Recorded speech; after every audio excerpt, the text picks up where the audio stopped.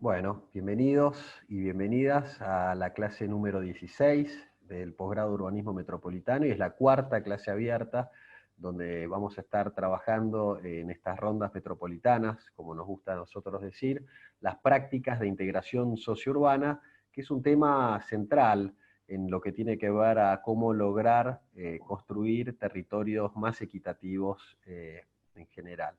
Así que hoy tenemos el lujo de estar con tres invitados increíbles que la verdad que nos honran con su presencia, y le voy a pedir a Lor Garel, que es la coordinadora del curso, que por favor los presente.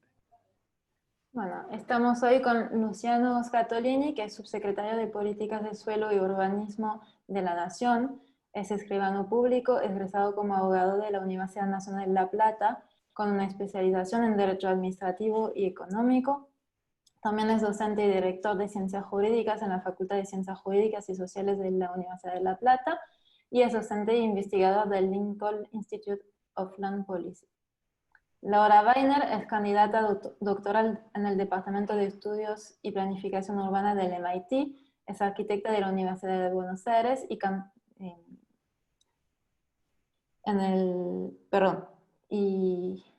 tiene una maestría patrocinada por una beca Fulbright en Desarrollo Internacional de New School, estudios en desarrollo local de la Universidad Nacional del General Sarmiento, y es ex becaria del Programa Espacial de Estudios Urbanos y Regionales del SPURS MIT. Virgilio Gregorini es el director ejecutivo de Techo de Argentina, es ingeniero industrial de la UBA, trabajó en Quilmes, Nestlé y el Instituto de Energía y Desarrollo Sustentable de la CNEA, fue docente universitario en la Facultad de Ingeniería de la UBA y de la Universidad Católica de Córdoba. Bueno, muchas gracias, Lor.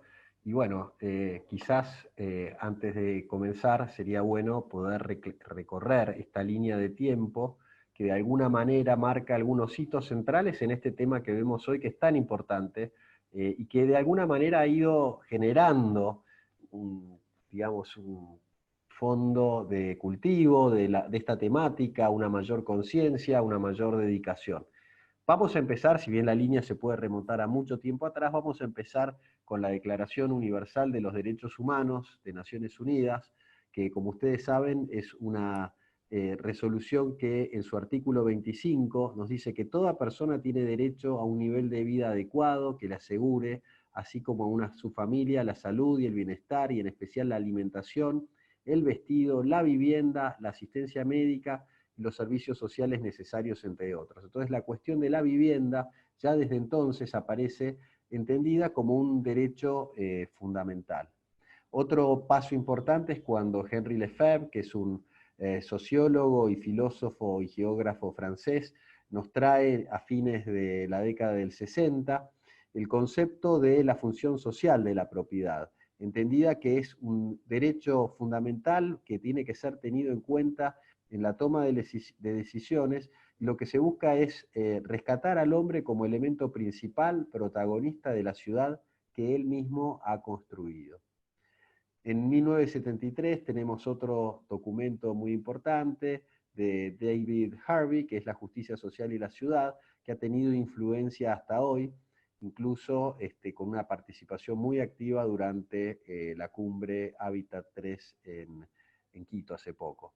Pero si nos remontamos 20 años atrás de esa cumbre, en Hábitat 2, vemos cómo esta cumbre del hábitat, que se llamaba Conferencia de las Naciones Unidas sobre los Asentamientos Humanos, lo que tiene en su artículo 60, aboga por una vivienda adecuada, significa algo más que tener un techo bajo al que guarecerse, significa también disponer de un lugar privado, espacio suficiente, accesibilidad física, seguridad adecuada, y otras características que en definitiva muestran esta mirada de una aproximación desde la política pública más integral, que supera la vivienda, que es superadora de las políticas más tradicionales de vivienda. Y luego, a partir del año 2000, empiezan a aparecer una serie de hitos que podemos decir que van generando esta masa crítica de investigadores, de ciencistas políticos, de tomadores de decisión, que empiezan a mirar estas cuestiones cada vez más de cerca o incluso implementar política pública.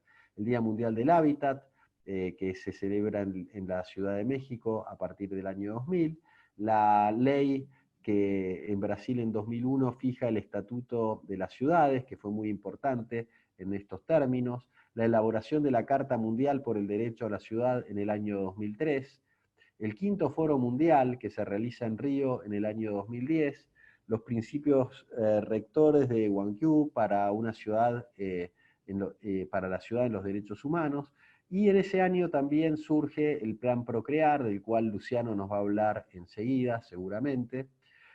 También tenemos la Ley de Acceso Justo al Hábitat, también en ese año, de la cual Luciano ha sido un protagonista, o uno de los protagonistas que han acompañado a lo largo de todo ese tiempo para que esa ley se llegue a implementar.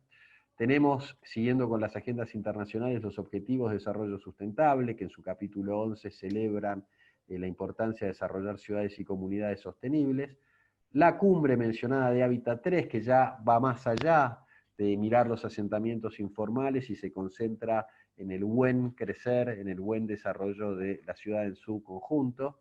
Y finalmente, en 2018 tenemos la Ley 27453 de regularización dominial para la integración sociourbana en Argentina, de la cual Virgilio ha sido parte muy importante junto con su organización Techo, de la cual seguramente vamos a hablar hoy a lo largo de la charla.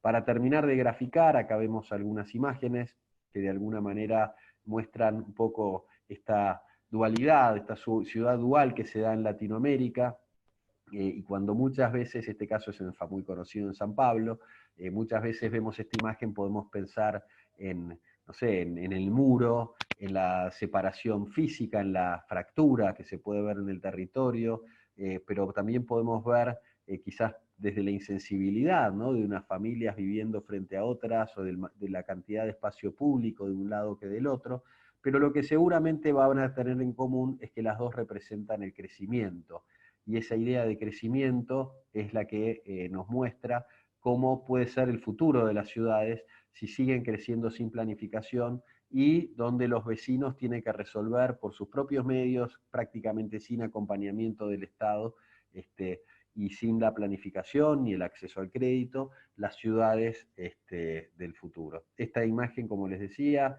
es común en toda nuestra región, esta otra ocurre en México, también la podemos encontrar en Buenos Aires. Lo importante es entender que de alguna manera necesitamos que este tema gane espacio en la agenda, que aparezca innovación en la generación de política pública para que hayan transformaciones, y finalmente también nos interesa que la participación ciudadana pueda ser una transformación en cómo construimos nuestros barrios de una manera más sustentable y sobre todo más equitativa. Gabriel, por la invitación y a todas y a todos. Bueno, este índice, les cuento un poquito la historia porque hace bastante la cuestión. Nosotros estábamos ahí con orgullo contándole a un aliado de muchos años que el proyecto, para la ley, la que mencionó también Gabriel, la ley de regularización dominial, integración sociourbana, que apuntaba más a lo correctivo, ¿no? Digamos, cuando uno empieza a conocer el problema, nosotros hicimos un aporte ahí en poder diagnosticar y poder hacer los mapas de barrios populares que no había, pero cuando uno ve el problema, aprende también, y ahí aprendimos de los Lucianos, de los Gabrieles, de Argentina, que hay muchos, y muchas que saben mucho, ahí, bueno, empezamos a entender que el problema, el stock es una parte del problema, ¿no? Pero entender por qué se genera y que se sigue generando, y empezamos nosotros a entender esas tomas, esas microtomas que se generan todo el tiempo, ¿no? Digamos, esa Argentina invisible que hace que haya 4.000 y pico de asentamientos, se van conformando casi semana a semana, ¿no? La mayoría, también para reducir el estigma, porque son conocidas las tomas con cierto grado de política, ¿no? Las tomas organizadas, que son la minoría, ¿no? La gran mayoría de los asentamientos en Argentina se fueron conformando por una familia atrás de otra que ya no podía acceder de ninguna manera que no fuera ocupando un pedazo de tierra de manera pacífica y construyendo su vivienda, ¿no? Bueno, entonces sacando esta ley, contándole que estamos contentos de haber hecho este aporte, sabiendo y reconociendo que igual tenía que ver con, en el mejor de los casos, si se trabaja bien, vamos a poder estar corrigiendo una deuda, pero que sabíamos que no estábamos haciendo nada con el flujo. Bueno, este aliado nos dijo, pero ¿cuándo se van a ocupar de lo preventivo, no? y de ahí salió, empezamos a conversar con otros actores para ver cómo podíamos hacer un aporte de esto, cómo podíamos medir algo de lo que estaba pasando, tratando de mostrar en Argentina quién hacía las cosas bien, ¿no? Nosotros habíamos aprendido del relevamiento que había como dos incentivos, ¿no? Uno negativo y uno positivo. El negativo es no querer quedar afuera, pues se empezó a hablar de ranking, a nadie quiere quedar abajo, ¿no? Porque si vos solamente premiás a los 2, 3, 10, 20 que hacen las cosas bien en lo que sea, está bueno, pero los que están en otro nivel, y nosotros nos pasó con el relevamiento, cuando lo hicimos en algunos territorios no era relevante, cuando empezamos a masificarlo en el país, empezamos a una dinámica de preocupación, ¿no? Por actores que estaban hace mucho tiempo, sobre todo los típicos gestores de suelo, que son los intendentes que están hace 20, 30 años en el conurbano, y de repente veían con preocupación que salir en un ranking de tener muchos asentamientos. Entonces, un poco con ese espíritu, una parte de denuncia, pero una parte propositiva, ¿no? Porque cuando uno empieza a conocer tangencialmente la gestión pública, ve que hay gestores que la están remando, ¿no? Digamos, hay un problema técnico de capacidades, que bueno, que Luciano conoce bien, creo que Guadalupe que mencionó va a estar trabajando un poco de eso, pero aparte de falta de capacidad, hay gente que igual sabe y está, pero le cuesta mucho. Entonces, también mostrar esas prácticas que hay buenas, hay municipios, incluso algunos que son mirados a nivel internacional, que están haciendo las cosas bien, ¿no? Entonces, con ese espíritu empezamos a juntar a un montón de, digamos, y ahí pusimos en activo el capital que tenía Techo, de poder conocer un montón de actores en estos años. Muchos de los referentes y referentas del hábitat nos fueron con cariño mejorando, y entonces empezamos a convocar en esta Argentina, en la cual muchas veces no se sientan, hay personas que no se sientan en la misma mesa, pero nosotros con la temporalidad y con diferentes mesas logramos que más de 50 expertos y expertas del país se sentaran y se elaborara una propuesta de primer índice de gestión de suelo, ¿no? De una manera poder medir de manera sencilla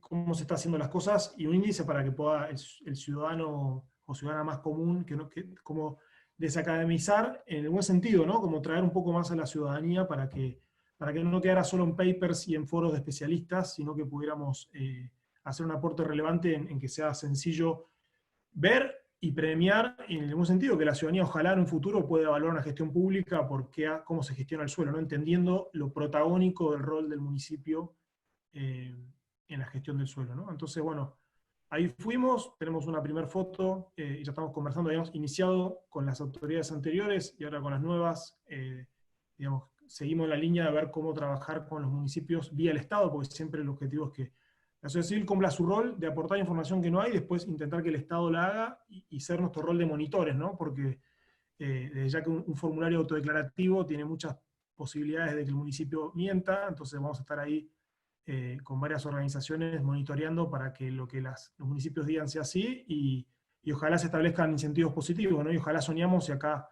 nos encontramos con un montón de actores y referentes que sueñan con un Estado nacional que por ahí vaya premiando las buenas prácticas, ¿no? Y que por ahí los recursos de vivienda vayan direccionados hacia lugares que la gestión de suelo es más adecuada, y eso genera incentivos positivos a los que están gestionando mal el suelo, hacerlo de la mejor manera, ¿no? Así que, bien, de eso se trata un poco, y en eso estamos, y ahí ya trabajando con Luciano y su equipo para que el ministerio bueno, use este insumo, lo perfeccionemos, lo mejoremos y genere ese aporte. Bárbaro, Virgilio, muchas gracias. Yo los invito a los panelistas, mientras tanto, que pueden usar el chat para pasar algún link, por ejemplo, a alguno de estos estudios, ya sea el índice. Yo recién pasé el Plan Nacional de Suelo, por lo menos el informe de boletín oficial. Luciano acaba de presentar un libro hace poco, también no sé si está en una versión compartible, pero de ser así, no está mal que aproveches este momento para compartirlo. Seguramente hay gente que lo va a querer mirar y va a tener contacto por primera vez. Y bueno, esto de alguna manera nos empieza a mostrar cómo este espacio de vínculo entre Estado y sociedad civil, a través de estas organizaciones, da espacio a la innovación. Y ahí es donde me parece que hace pie un tema muy interesante, que es ir entendiendo cómo, también agarrándome de esto que comentaba ayer Javier Fernández Castro, poder saltar, ¿no? Piense que los cambios en política pública requieren de cambios en todo el aparato del Estado, requiere de cambios en la manera de contratar, en la forma de construir, en la forma de relacionarse, ¿no? Tanto con las empresas como con las familias. Y cuando uno puede ver la historia de la evolución, como ayer nos mostraba Javier, de los distintos planes de vivienda y los distintos mecanismos de gestión y los productos que estos generaban, estamos en un momento donde empieza a haber cierto espacio de innovación, cierta efervescencia. Laura ha trabajado mucho esto en este libro tan interesante del cual ella fue parte, investigadora para el Banco Interamericano de Desarrollo. Y me gustaría preguntarte, Laura, en función de todos estos estudios que has hecho y todo lo que has podido revisar, ¿dónde está la innovación? O mejor dicho, ¿cuál es la mejor manera de sumar innovación a las políticas de hábitat en estos momentos en Latinoamérica?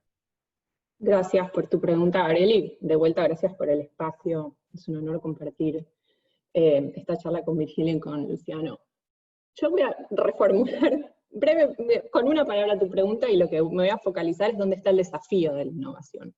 Porque si bien la innovación existe, como un poco Virgilio contaba, hay, digamos, municipios y hay comunidades en las cuales están implementando la innovación, tiende a ser escasa, y trasladar la innovación a la escala de la esfera pública es un desafío enorme. Yo, después de trabajar muchos años en la región sur del área metropolitana, vengo estudiando las políticas de vivienda regionales en Latinoamérica y en algunos países lo que se llama el sur global, donde a mediados de los 90, 2000 resurgió la producción de vivienda. Específicamente yo estudio la producción de vivienda para los sectores populares a gran escala en los gobiernos nacionales. Y una de las cuestiones que a mí más me llamaba la atención es el hecho de que, más allá de las diferencias de contexto entre países, economías, culturas, geografías, el paisaje urbano y ambiental y los impactos socioeconómicos de estas políticas de vivienda de gran escala en las familias tienden a ser las mismas. Más allá de las políticas a veces en sí y de las normativas en sí, la implementación tiende a producir los mismos paisajes de barrios desvinculados de las tramas urbanas, alejados de las fuentes de trabajo, desvinculados de los lazos sociales, y hay muchísimo escrito al respecto, siempre desde una perspectiva del fracaso de la política pública.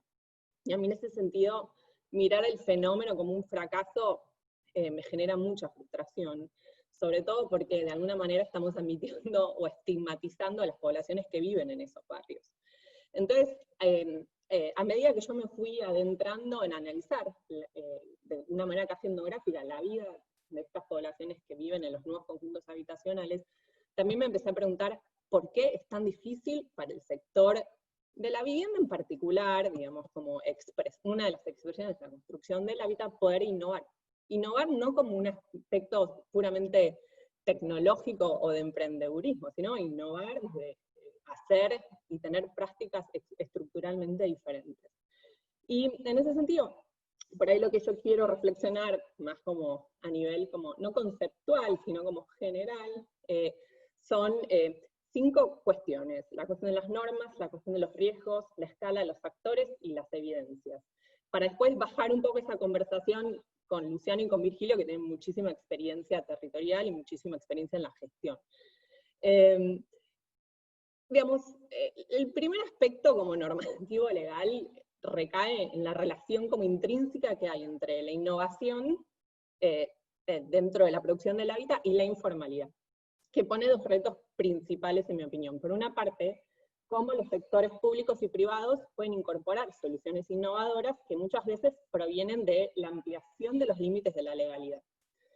Y por otra parte, ¿quién asume los riesgos de hacer las cosas diferentes? Y eso para el Estado es un gran dilema, porque al Estado le cuesta mucho poner los riesgos en las poblaciones beneficiarias, pero a menudo son esas poblaciones beneficiarias las que indefectiblemente terminan asumiendo los riesgos, porque esa, como decía Luciano, son las reglas del mercado. O sea, nuestra producción del hábitat sigue estando regida por las leyes del mercado.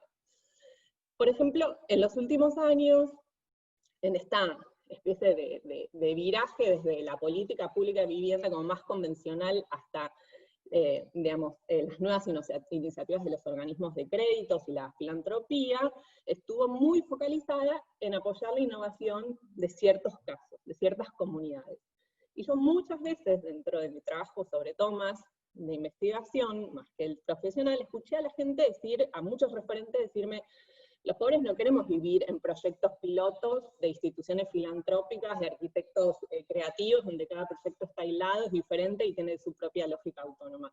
En ese sentido, una de las grandes barreras es que la innovación muchas veces como primera instancia genera desigualdad, por lo cual vincular la innovación con un proyecto de justicia social y justicia espacial no es algo automático y es algo que, digamos, es la responsabilidad de nosotros entender cómo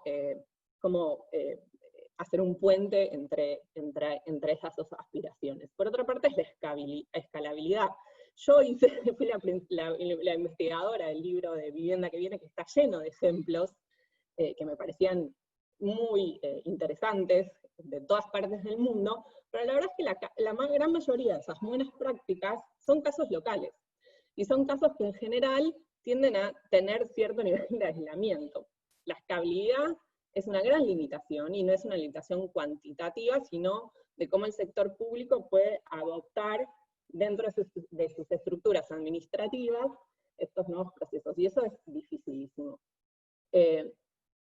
Por otro lado están los actores, y este es el punto que a mí más me interesa, porque para mí aquí está una de las grandes claves, es quiénes son y quiénes pueden ser estos agentes de la innovación que empiezan a desarmar las alianzas tácitas muy comunes en la producción de vivienda para los sectores populares. No la producción de vivienda de los sectores populares, como por ejemplo la alianza entre los grandes desarrolladores o las grandes constructoras y la política. ¿Quiénes son esos actores existentes? ¿Cómo se fortalecen y se escalan? ¿Son las cooperativas? ¿Quiénes son esos actores que potencialmente pueden entrar en la cadena de valor de producción de este tipo de vivienda, de este tipo de hábitat, pero no lo pueden hacer por las condiciones dadas del mercado? Los pequeños constructores, los diseñadores. Para mí ese es un tema que me encantaría hablar con Virgilio y con Luciano al respecto. Y por último, por ahí después tengo tiempo para entrarme más en este último punto, es el rol de la evidencia, o sea, el rol de los datos. Cómo el Estado o cómo los privados miden lo que es el suceso de una política de vivienda. ¿Cuándo se mide? Estamos llenos de ejemplos donde se terminan proyectos de vivienda que parecen muy exitosos, pero que después con el tiempo terminan no siéndolos, y también lo contrario. ¿Cómo se mide el déficit? ¿Cómo se mide la calidad de vida, si vamos a hablar en términos más integrales de la producción del hábitat? Me parece que repensar cómo medimos, cómo se producen datos y cómo se genera evidencia es importante, y es un vínculo en el que igual la academia puede tener cierta alianza tanto con el sector público como con el sector, con el tercer sector, para destruir o desfragmentar esos supuestos de los cuales, digamos, nosotros seguimos operando. Por ejemplo, que la política necesita de promesas cuantitativas, que el diseño y la heterogeneidad llevan a la exclusividad, que la producción industrial reduce los costos, y que la política de vivienda puede ser pensada exitosamente por fuera o autónomamente de los medios de vida de las familias. Más o menos eso es como muchos disparadores, pero me encantaría No, hablar... pero dejás una pregunta muy potente.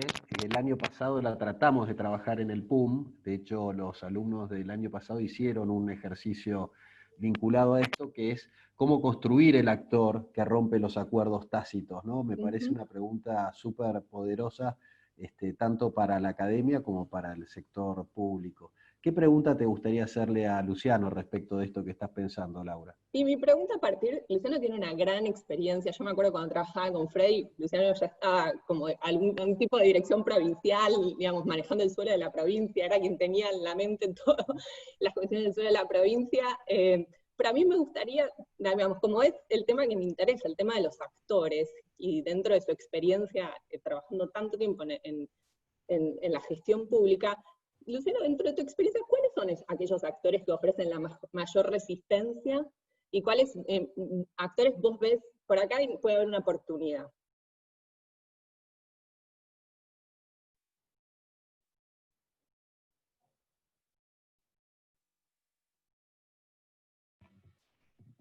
Bueno, ahí está. Bueno, Laura, es buena la pregunta.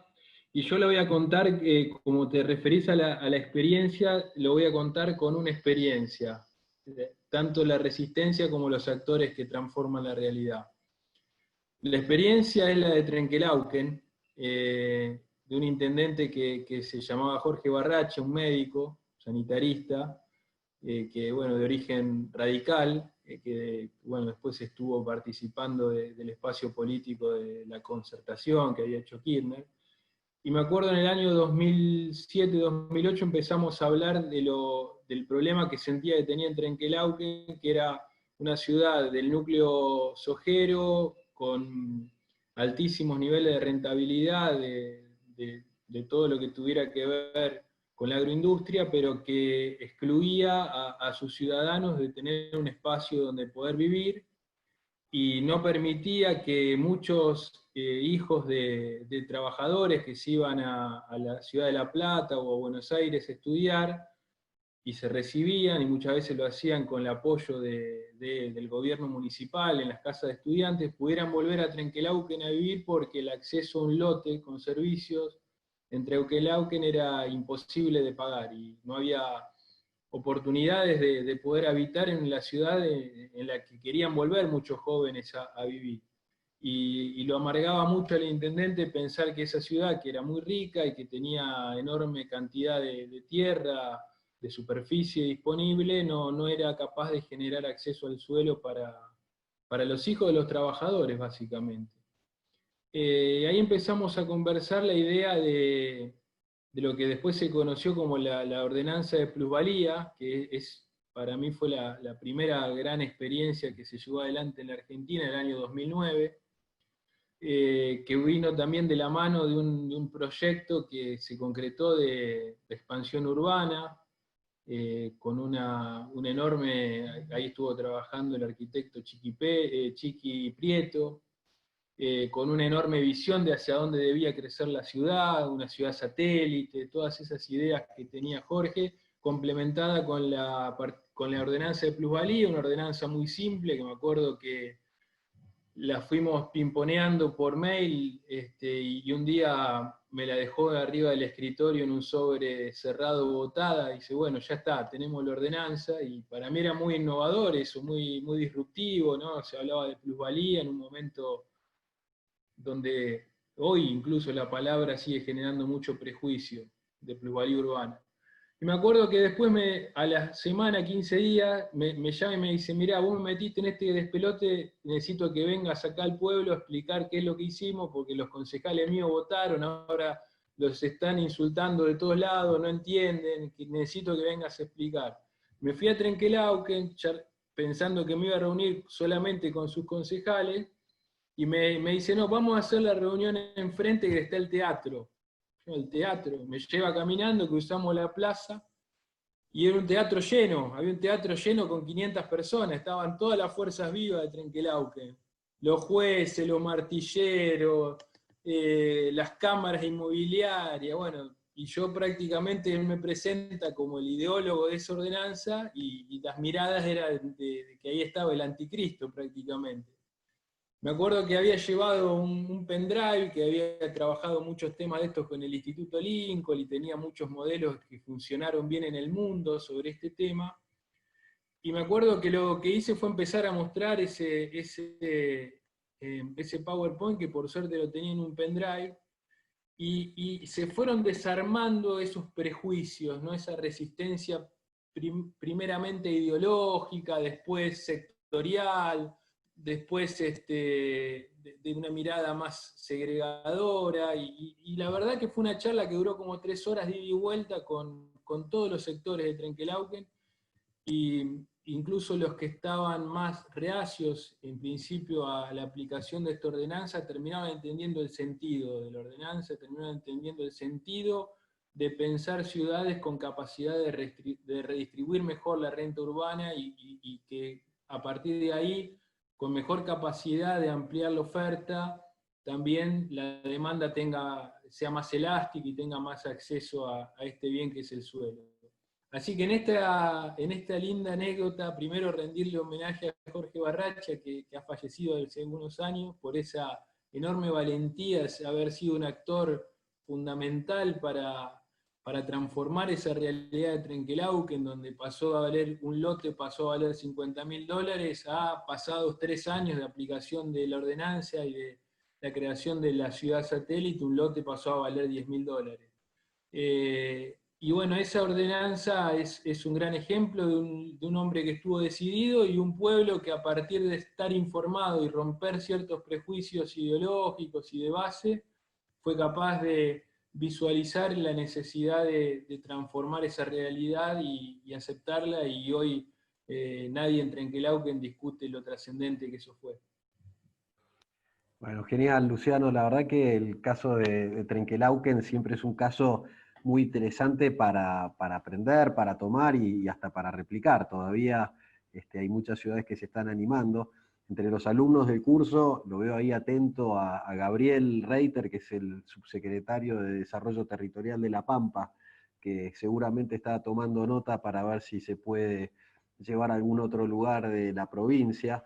La veo también a Cecilia, que es directora de Obras Públicas en San Nicolás. O sea, hay una cantidad de alumnos que están todos en la gestión, o en la gestión nacional, o en la gestión de las ciudades, que seguramente está muy bueno poder juntar de un lado la innovación y toda la mirada que trae el aura, con un caso concreto de cómo eso se puede materializar. Así que fantástico. Y bueno, vamos a la última parte de esta ronda, que me gustaría meternos en un tema que sale cada vez que hablamos de política pública y de transformación, sale el tema de la participación, ¿no? ¿Cómo lograr que la política sea con participación? Yo les cuento a ustedes, que no sé si están en tema, a ustedes tres sobre todo, estoy ahora encargado, aparte del posgrado, estoy encargado del Plan Urbano Ambiental de la ciudad, y estamos haciendo un esfuerzo enorme para agregar todas las herramientas de participación posible. Así que esta pregunta casi que la hago yo con interés propio a Virgilio, dado que han tenido una experiencia, yo creo que bastante única en el mundo, de todo el trabajo de relevamiento de barrios que han hecho primero para poder saber. Yo me acuerdo, sigo de cerca el trabajo de Techo hace muchos años, con lo cual tuve la oportunidad de hablar con él, con su hermano, con gente del lab, que crearon para estas cosas, y empezaron a ver que Techo iba más allá de construir una casa de emergencia, que es un poco la idea original, y se empezó a meter con las causas del por qué había que estar haciendo ese tipo de viviendas, y terminaron mapeando prácticamente todos los barrios populares de la Argentina, que después derivó en una ley muy importante, que la citamos ahora en nuestra línea de tiempo. A mí me gustaría, Virgilio, que nos cuentes, en función de toda esta experiencia acumulada, ¿no? Te pido que mires incluso para atrás, 10 años atrás en el tiempo, todo lo que aprendiste en estos años.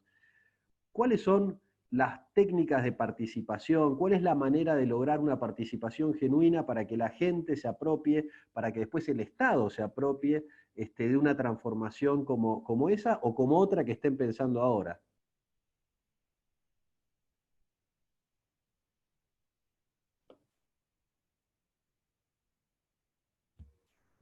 Ahí está, costó desmutarse. Un preguntón. Gabriel, te hago unas pistas, puedo compartir qué aprendí estos años, pero yo creo que son unos grandes temas de nuestras sociedades, porque tenemos un concepto de participación traído de algún lugar, por ahí fomentado por la formación en la escuela, en la universidad, que es complejo, porque es diverso, porque no discutimos qué es participación, cómo hacerla. Entonces ahí una primera pista que es muy importante entender y explicitar, ¿no? Porque es como un valor, como si uno hablara de justicia, de igualdad, de libertad, y damos por sentado que todos entendemos lo mismo. Y la realidad es que no, y se empieza a plasmar cuando empieza a haber espacios de participación y empiezas a ver que los actores se incomodan, ¿no? Porque van con una expectativa y se llevan otra.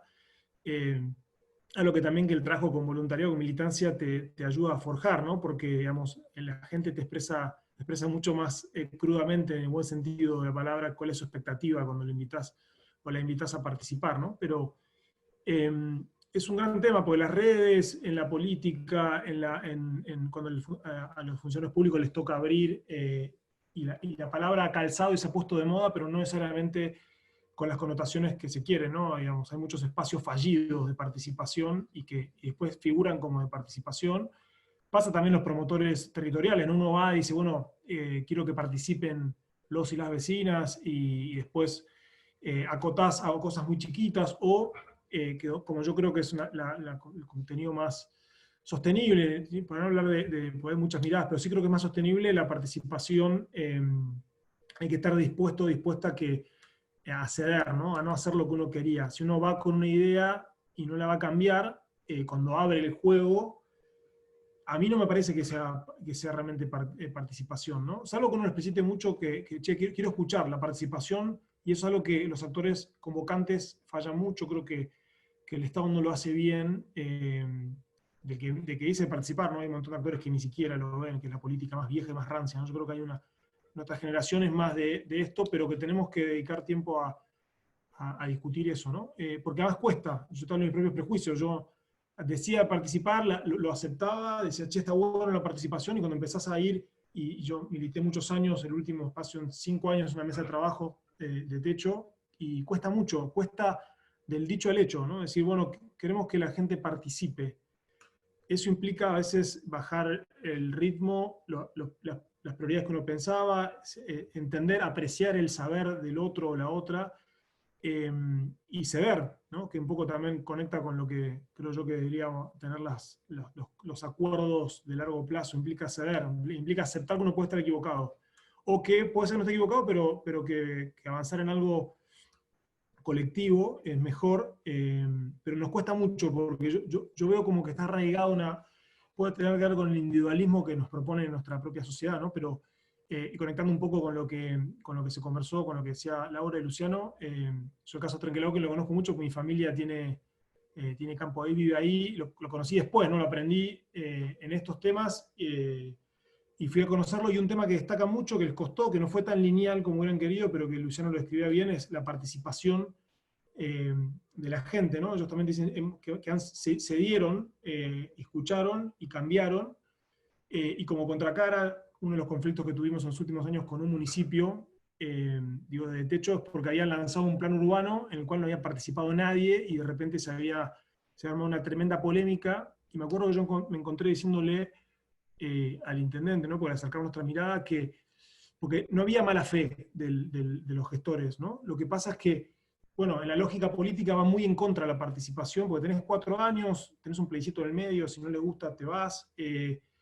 Sin embargo, lo que yo le decía es, él se va, o sea, a veces el político cree que puede cambiar algo en 2 o 3 años, y si invirtiera en un proceso más largo, porque claramente la participación es más difícil, es más larga, pero los procesos se hacen más sostenibles, ¿no? Entonces, si vos nosotros le decíamos, si vos desarrollás un plan urbano, y si tu aporte es no hacer nada más que, como si fuera poco, un acuerdo social de por dónde tiene que ir la ciudad, créeme que eso va a ser un aporte, y la gente lo va a defender mucho más que si vos sos visionario, porque puede ser que hasta tenga lo cierto el urbanista que asesora al político y que para allá tiene que ir la ciudad.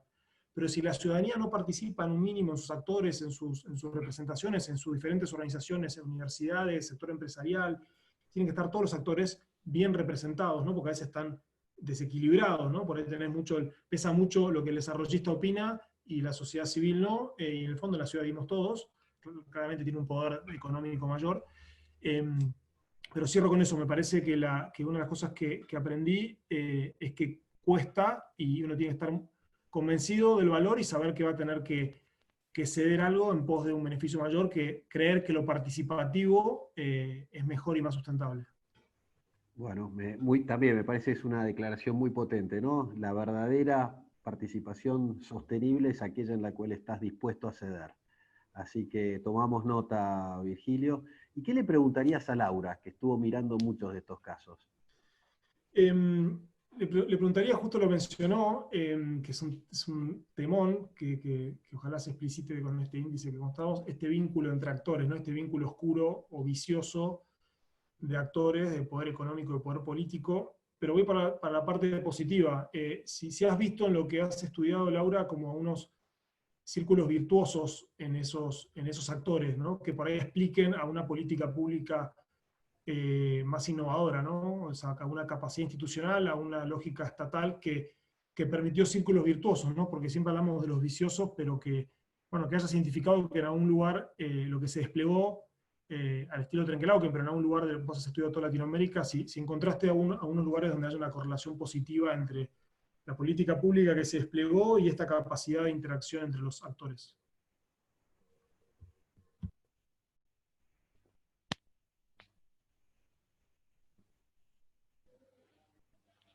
El espacio no puedes tocar, a ver, ahí va.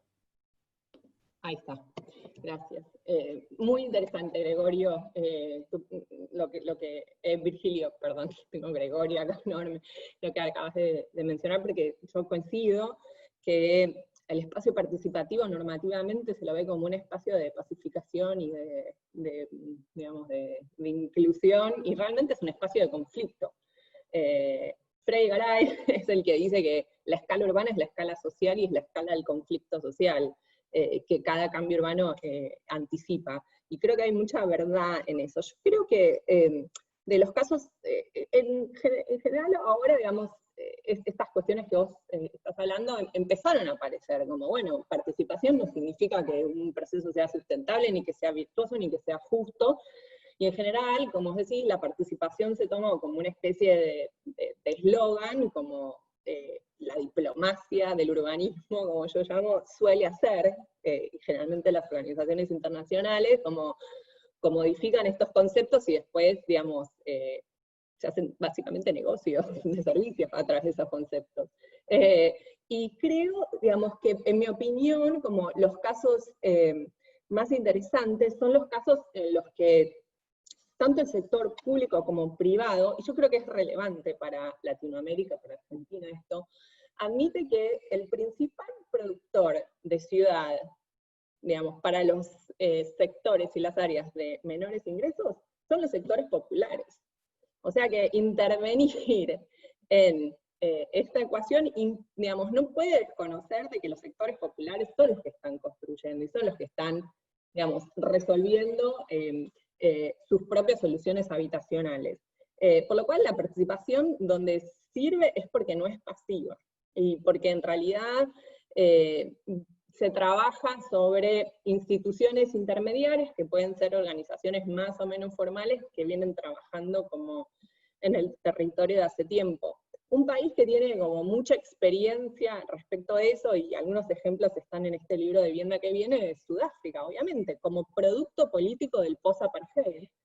Sudáfrica tiene instituciones muy relacionadas con la producción de ciudad, porque el apartheid básicamente era una forma racista y discriminatoria de decidir cómo y dónde tenían que vivir, cómo y dónde tenían que vivir las clases no blancas, que derivó en una sociedad muy activa en cuanto a la participación respecto del hábitat popular. Y, digamos, yo siempre recuerdo como conversaciones con comunidades donde se muestran casos que son muy exitosos de paradigmas de la participación, pero cuando digamos, uno va y empieza a hablar con los actores digamos, y los agentes principales de esos procesos, todos los describen como un infierno, donde hubo un momento que casi se mataban entre todos, pero que, digamos, que después de eso, digamos, se pueden empezar a establecer como ciertas alianzas, ciertas negociaciones y ciertas concesiones también, como vos decías. Y, digamos, en ese sentido, como a mí digamos, lo que me parece es como yo, cuando miro atrás hacia la época donde yo trabajaba con los municipios, yo, digamos, no quiero ser injusta, pero no recuerdo, creo que son pocos los intendentes que no ven en la participación real, no en la participación, o sea, no en la participación pasiva, sino en el involucramiento de actores que ya están trabajando en el territorio, no lo ven como un costo político, porque evidentemente hay un poder que se está cediendo.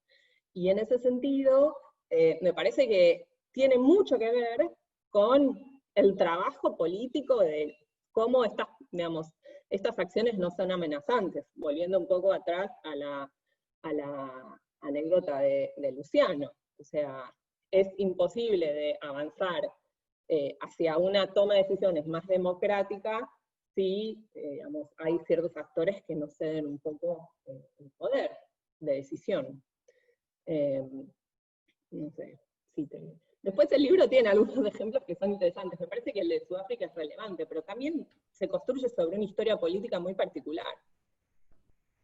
Bien, bueno, pero en todo caso es claro que este tema de la participación activa es un poco lo que uno busca, no siempre se alcanza, no siempre se logra, es difícil entender todo, y también yo creo que influye, y agrego a la reflexión de Laura, mucho la escala, ¿no? No es lo mismo la participación en la escala barrial que en la escala de una ciudad grande, que en la escala metropolitana, son distintos mecanismos, y bueno, hay un mundo grande y por buscar, por innovar para poder lograrlo, pero está bueno tener ese desafío y en el fondo tratar de lograr llegar a eso, ¿no? Porque una sociedad que se construye entre todos, y el ejemplo del teatro lleno de Luciano me parece que es bueno, cualquier ordenanza, cualquier plan que nazca sobre esa base de sustento tiene una capacidad de influencia y de sobrevida mucho mayor que una que no lo es, ¿no?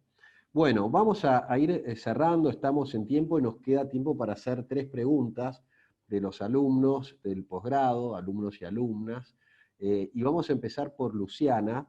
Yo te voy a pedir, Luciana, que te presentes y hagas tu pregunta, por favor.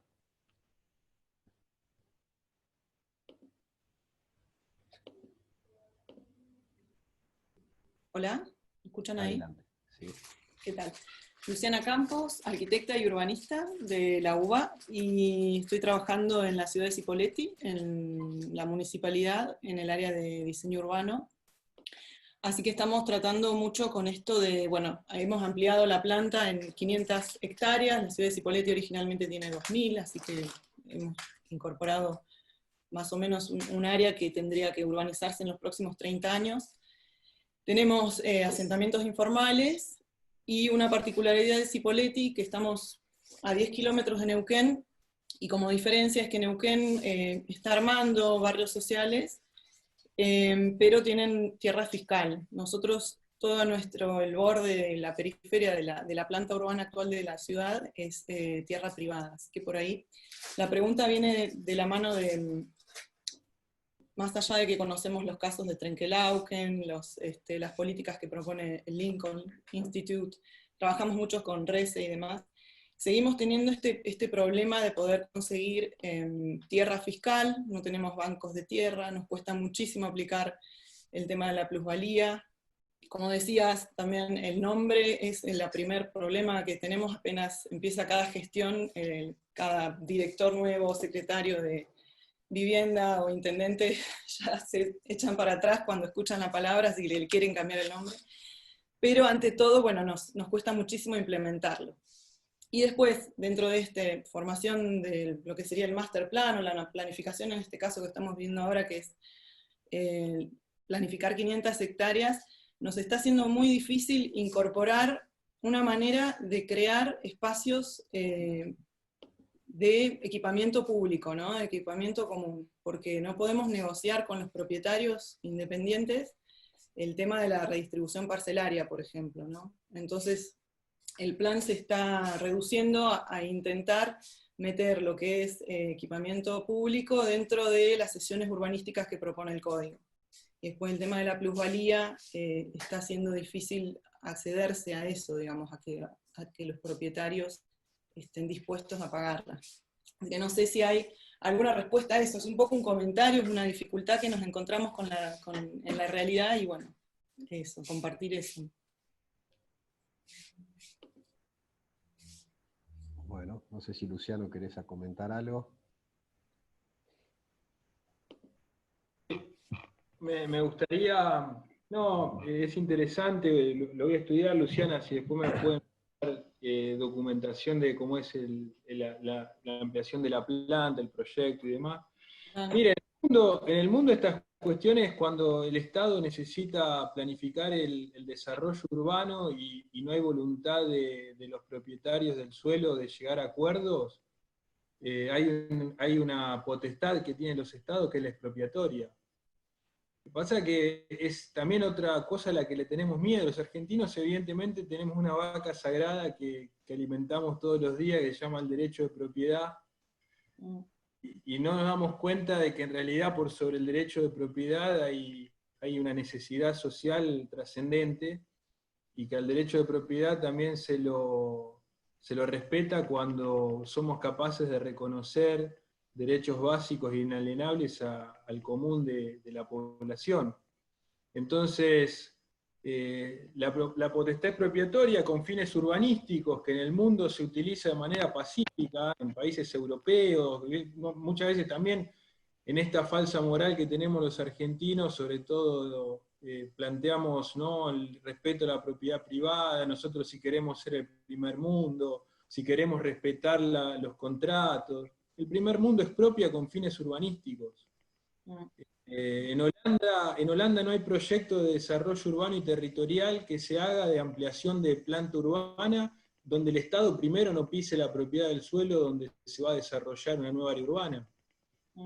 Y en realidad estos son los debates que tenemos y celebro que bueno, haya espacios formativos como este, Gabriel, porque son los debates que tenemos que darnos con altura, con información, escuchando la opinión de los demás, pero fundamentalmente con esta experiencia que yo contaba del teatro de Trenquelauquen, siendo capaces de romper los prejuicios. No le tenemos que tener miedo a la palabra expropiación, porque el derecho a la expropiación está contemplado en la Constitución Nacional, seguramente una ley nacional que lo regule con fines urbanísticos nos daría más herramientas. En la Argentina y en general en las provincias la expropiación está vinculada a los bienes públicos, sino a la expropiación con fines urbanísticos, pero no hay nada que lo inhabilite legalmente, al contrario, es una potestad, una facultad, y realmente puede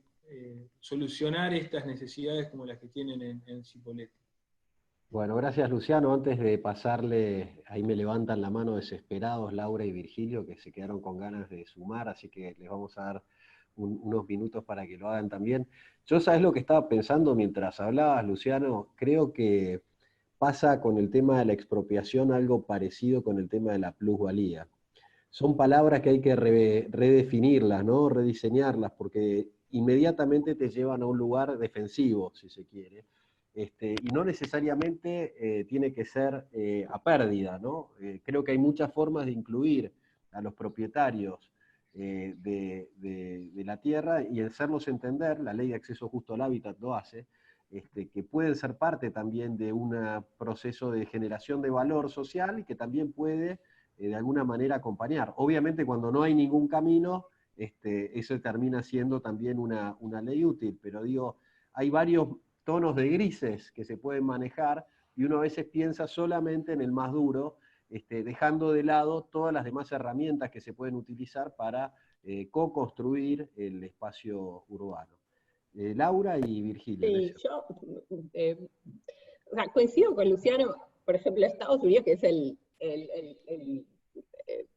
lo que se cree del respeto a la propiedad, qué sé yo, en Estados Unidos se expropia con fines de desarrollo privado, o sea, a ese punto, y es legítimo.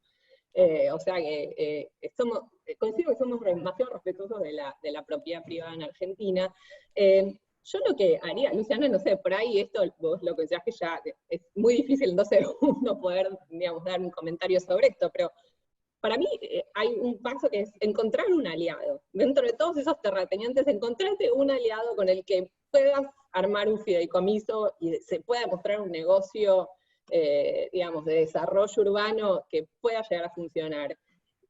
El Estado, ustedes siguen teniendo la capacidad de frenar desarrollo por no cambio normativo, de matar con los impuestos. Nadie sobrevive años y años de deuda. Y en ese proceso vas a perder aliados, pero vas a ganar más aliados. Y hay un cierto momento donde uno, digamos, a mí me parece que la experiencia de tener estos como casos como testigos muchas veces sirve para como revertir un poco las percepciones sobre todo como más conservadoras que suelen ser de la gente que posee la propiedad de la tierra y del suelo a urbanizarse. Pero si dentro de todo ese conjunto de gente pueden tener un poco de manejo para encontrar un aliado y hacer un fideicomiso, digamos, puede llegar a ser como un camino posible. Sí, yo sumo dos cositas. Una, la semántica, que coincido plenamente con lo que dice Gabriel. Incluso me parece, cuando lo entendí, al concepto, es un error que no nos formen a los profesionales con ese concepto de tanta transferencia de riqueza en nuestros países, pero lo loco es que la izquierda y la derecha están de acuerdo, porque la izquierda más por justicia, la derecha más también por justicia desde lo liberal, le llaman ganancia inmerecida. Y es un delirio que nos sigamos peleando cuando todo el espectro ideológico cree que debería ser regulado, ¿no? Entonces, bueno, hay una pie de reflexión, y la otra respecto a lo que decía Luciana, y sumando a lo que decía Laura y Luciano, usen a la sociedad civil, ¿no? La sociedad civil somos una piedra en el zapato muchas veces para los gobiernos, pero a veces no, porque a veces vamos por el mismo lado, porque vemos lo mismo, y estamos alineados en contra de un interés espurio. Entonces, usen nuestra capacidad de denuncia para poder enfrentar actores que a veces no pueden enfrentar directamente, y hay alianzas que construir en ese sentido, ¿no? Y que hoy puede ser tu enemigo parcialmente porque dice algo que te incomoda y porque es el rol que nos toca también marcar la cancha a los gobiernos. Bueno, muchas veces estamos de acuerdo, y entonces ahí podemos ir juntos, y no le conviene a los actores que vayamos juntos, ¿no? Pero podemos hacer esas alianzas, digo, me parece que hay un punto a explorar. Gracias. Está poniendo interesante el posgrado. La siguiente pregunta la tiene Cecilia. Cecilia, ¿te podés presentar, por favor? Hola, buenas tardes. Soy Cecilia, ingeniera civil, trabajo como directora de Obras Públicas de la Municipalidad de San Nicolás. Y bueno, volviendo un poco al tema de las viviendas y del acceso de las personas a poder acceder a las viviendas, ¿no? Nosotros ahí en San Nicolás nos encontramos con quizás yo lo veo como una problemática, no sé, o porque se fue de años. Tenemos varios lotes con servicios, producto, por ejemplo, de Procrear, de lotes con servicios, que quedó inhabitado, o sea que entre que es del Estado Nacional, del Estado Municipal y demás, quedaron esas tierras vacantes, y no es el único loteo, tenemos varios loteos disponibles y que la gente no puede acceder porque las tierras quedaron a propiedad del Estado provincial, nacional, y bueno, y seguimos como un poco sin respuesta, y veo que pasan los años y que todo lo que es acceso a la vivienda queda en políticas de corto plazo y no de largo plazo. Entonces, saber si alguien sabe si en este momento está dentro de la agenda del gobierno nacional poder tomar esta temática como transversal y que perdure en el tiempo, que se puedan resolver y que no quede como un problema de los municipios, porque también la gente tampoco entiende si es del municipio, si es de la provincia, si es de la nación, y entonces quedan todos pagando un poco y nunca se ponen de acuerdo, y la temática sigue sin resolverse, especialmente para barrios populares y clase media, que en realidad nunca se toma en cuenta, pero queda la clase alta que se puede resolver el problema, la popular que tratan de ayudarlo, y la del medio que quizás no se tiene en cuenta y también debería tenerse en cuenta. Bueno, eso, a ver si saben si está dentro de las agendas del gobierno en este momento y si se puede tomar como una temática transversal y que perdure en el tiempo. Parece que es para vos, Luciano.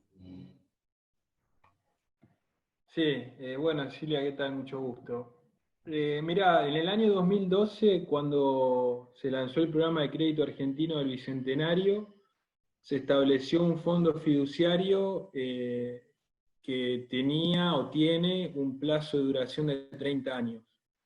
Esa fue una primera definición, una política a mediano plazo. 30 años en la Argentina en un programa urbanístico y habitacional, nunca había pasado.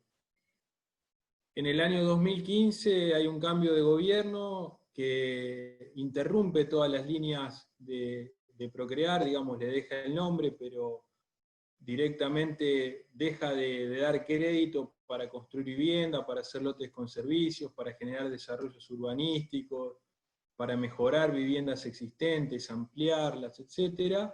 Y define que el Estado no tiene que intervenir en la política urbana, en la política habitacional, y genera un instrumento financiero que es conocido como UVA, Unidad de Valor Adquisitivo, en el cual el Procrear pasó a ser solo una intermediación entre el sector financiero que otorgaba créditos y la demanda de vivienda ya construida. Esa lógica duró 4 años en la Argentina. La realidad es que volvemos a trabajar con el programa, y nos encontramos que tenemos más de 10.000 lotes que se habían producido con esfuerzo fiscal y con inversión en todo el país sin entregar, más de 12.000 viviendas sin entregar. En San Nicolás, bueno, estamos un crédito como el crédito UBA, que todos saben los problemas que le ha traído a los argentinos y a las argentinas, un fondo fiduciario totalmente desfinanciado, porque lo que se daba en este sistema ABC, ahorro, bono y crédito, era un subsidio para que una familia vaya a un inmobiliario y después a un banco a que le den un crédito, entonces el fondo se empezó a desfinanciar y no tenía más presupuesto. A ver, la respuesta de Cilia es que sí, ahora el presidente va a relanzar el Procrear y va a volver a estas formas virtuosas que entendemos nosotros que tienen que ver con generar espacios en las ciudades donde se pueda habitar, mejorar las condiciones estructurales de la demanda para poder acceder a través de mejores condiciones crediticias, y por otro lado que la oferta sea una oferta variada en la cual el Estado tenga un rol regulador, un rol importante, partícipe en esa demanda. Así que bueno, la respuesta es sí, y la respuesta también es en términos sociales, es aprendamos de los errores, ¿no? De los errores de todos y de todas, y seamos capaces de demandar a quienes nos gobiernen circunstancialmente. Los que ocupamos cargos públicos siempre lo hacemos de manera circunstancial y porque hay alguien que por un tiempo nos da ese privilegio, pero sí de demandar que respetemos la idea de políticas a mediano y largo plazo, porque son las únicas que pueden solucionar estructuralmente estos temas ligados al hábitat en la Argentina. Muchas gracias, Luciano. Y bueno, estamos unos minutos pasados, pero vamos a hacer lugar para una última pregunta. Álvaro Márquez, del otro lado del charco, nos va a hacer una pregunta. Presentate, por favor. Hola, mi nombre es Álvaro Márquez, soy arquitecto, director de regulación territorial en la Intendencia de Montevideo. Y la pregunta en realidad me salgo un poco de Argentina, si me permiten, y pensándolo más a nivel latinoamericano, un poco estuve viendo el libro de la publicación, está Laura, ¿verdad? Me pareció como muy interesante, y me generaba como un poco esas cosas que se hablaban hace un rato, ¿verdad? Es decir, bueno, ¿dónde está de alguna forma las cuestiones para entender la problemática de hábitat, que va más allá de dar casas a una persona y ponerlas, ¿no?, de manera repetitiva sobre el territorio, y va más como al análisis de entender las distintas formas de habitar que tienen las personas, ¿verdad?, los colectivos, y que muchas veces falta esa visión integral, ¿verdad? Decir, bueno, es la vivienda, es el espacio público.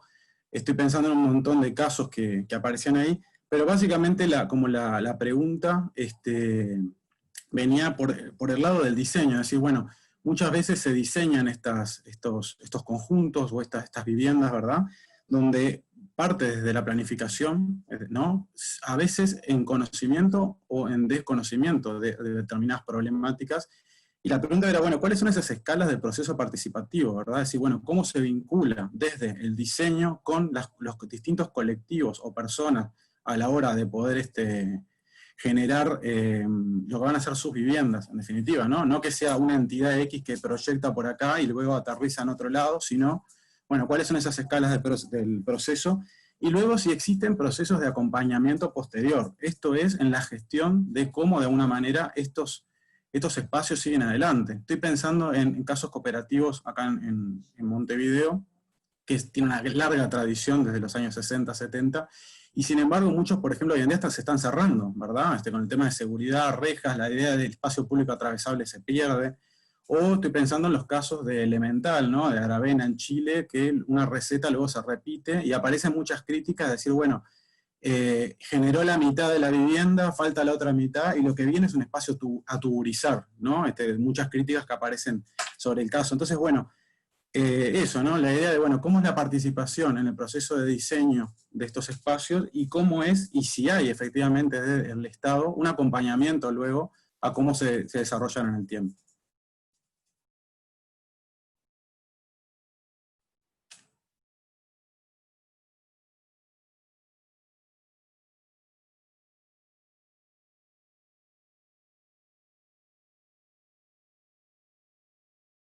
Si tocas la barra, ahí va.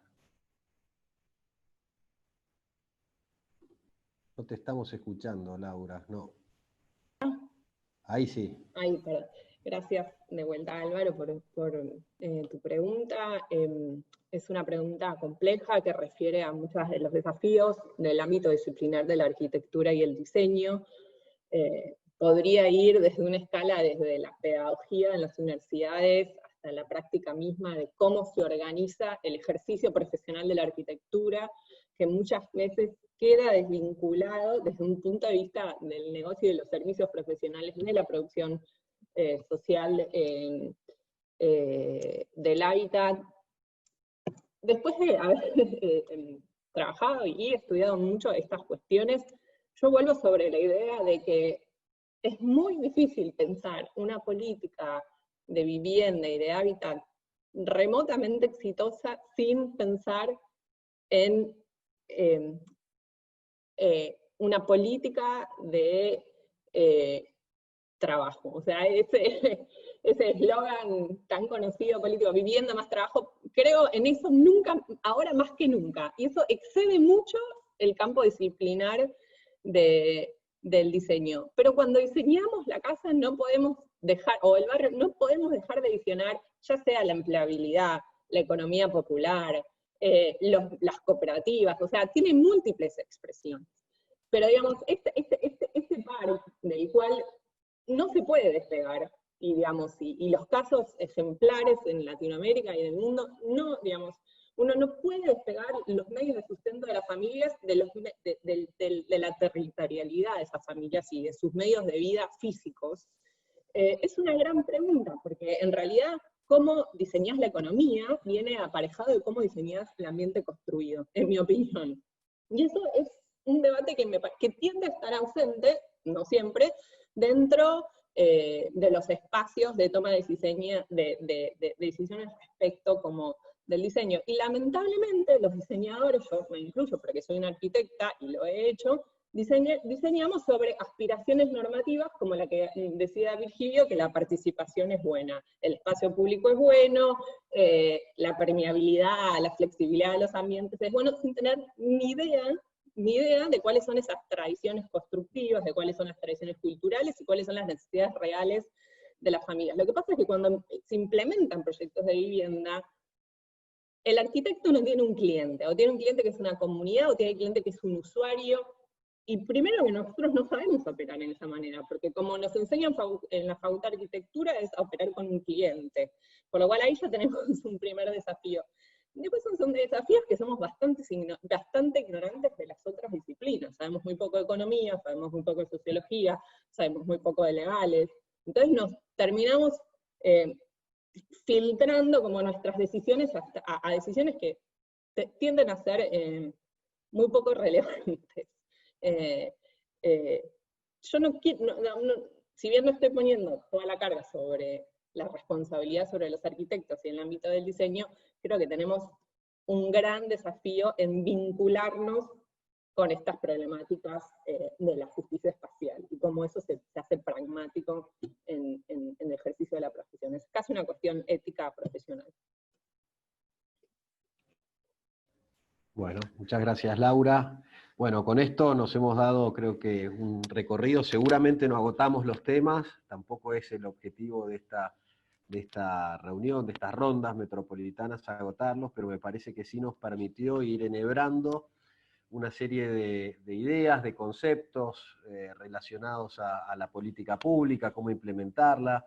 Me parece que me gustó entender también que no siempre hay que pararse del lado del pesimismo y de la crítica, como decía Laura, cuando revisamos las distintas políticas, y me parece que Luciano sacó de la galera un caso que es muy querido, hizo un homenaje, contó de qué manera eso ha transformado un pueblo, una sociedad que se sentó. Virgilio sacó también de su bolsillo otro caso de relacionamiento entre, digamos, distintas organizaciones para poder entender la automedición de avances en políticas de gestión del suelo. Hemos hablado de una ley, hemos hablado de un nuevo ministerio, hemos hablado de una serie de publicaciones que están al alcance y que se pueden consultar. Bueno, esperemos que de a poco este tema particular, que para mí, de todas las caras de la inequidad en Latinoamérica, es de las más fuertes, porque la vemos en el territorio día a día. La inequidad tiene múltiples caras. Hoy a la mañana discutíamos en una reunión con el COPE, que es el Consejo de Plan Estratégico, distintas miradas, y la verdad que surgieron hasta 10 distintos tipos de inequidad, pero la inequidad socioterritorial es tremenda porque condiciona en gran parte el futuro, ¿no?, de toda una comunidad.